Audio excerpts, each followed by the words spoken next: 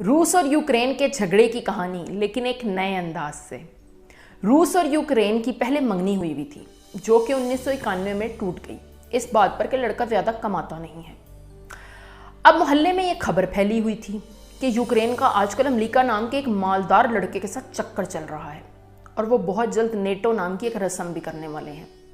रूस और अमेरिका की कॉलेज के ज़माने से दुश्मनी थी, इसलिए रूस ने यूक्रेन को समझाया कि देख, तू मेरी इज्जत है, अमेरिका ऐसा सिर्फ मुझे तंग करने के लिए कर रहा है, वो तुझसे मोहब्बत नहीं करता।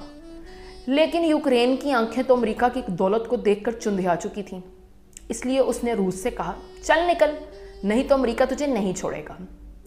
उधर दूसरी तरफ अमेरिका ने भी यूक्रेन को दिलासा दिया कि तू रूस की बिल्कुल फिक्र ना कर, मैं अपने दोस्तों से कह दूंगा कि वो रूस से गैस ना खरीदें, इस तरह ये भूखा मर जाएगा। रूस की गैस की एजेंसी है ना।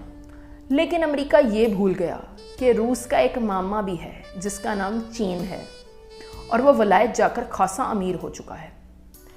इसलिए उसके मामे ने उससे कह दिया था, पुत्र पैसे दी परवाह न कर, बस तू नीवा न होई। यूक्रेन क्योंकि रूस के चचा की बेटी भी है, इसलिए उसे दादा की तरफ से क्राइमिया कॉलोनी में एक प्लाट भी मिला हुआ था। अब रूस ने रफ्फड़ डाल दिया कि दादा ने वो प्लाट तो मेरे नाम किया था और 2014 में अपने बंदे भिजवा कर उस प्लाट पर कब्जा भी कर लिया।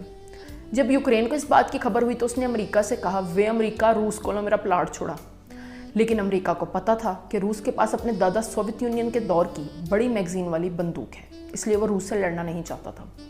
उसने यूक्रेन से कहा, छोड़ो डार्लिंग, हम इसे भूख से मारेंगे, तुम पहले नेटो वाली रस्म तो करो। जब रूस को इस बात का पता चला कि अमेरिका और यूक्रेन के ताल्लुकात अभी भी चल रहे हैं, तो उसने अब यूक्रेन से कह दिया कि अब मैं तेरे घर पर ही दावा बोल दूंगा। यह सुनकर यूक्रेन ने फिर से अमेरिका के सामने रोना धोना शुरू कर दिया और अमेरिका के वही दिलासे जारी थे। अब तो सुनने में आया है कि रूस ने यह भी कह दिया है कि हुन ते मैं तेनों चुक के ही ले जाऊंगा। दूसरी तरफ मोहल्ले में ये खबरें भी फैल रही हैं कि शायद रूस का मामा चीन अपनी पुरानी मांग ताइवान भी उठा कर ले जाए। दुनिया में बहुत बुरा वक्त चल रहा है।